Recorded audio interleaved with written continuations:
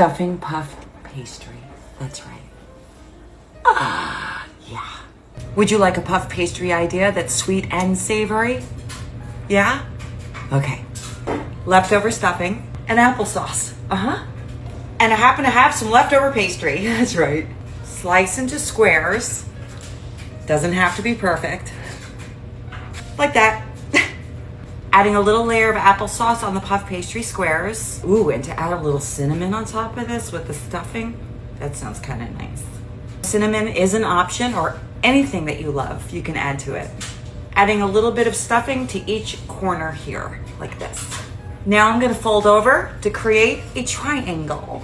It's okay if a little applesauce comes out of the sides. Just wipe it up. Got my fork, I'm gonna go ahead and press, press, press, press, because we don't want those goodies to come out. So it looks like this.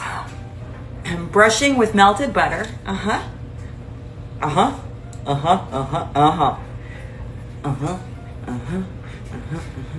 This is going in the oven for about 15-20 minutes. I'll see in a little bit. It's ready. Stuffing puff pastry. That's right.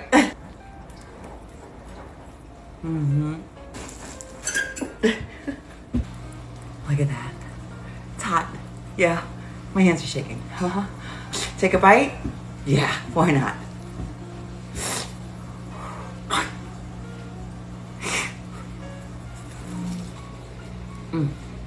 Hot.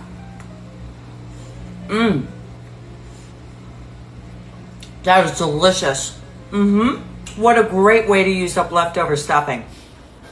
I would add a little more applesauce next time. And definitely some cinnamon. But this is amazing. Wow. Love, you gotta make this.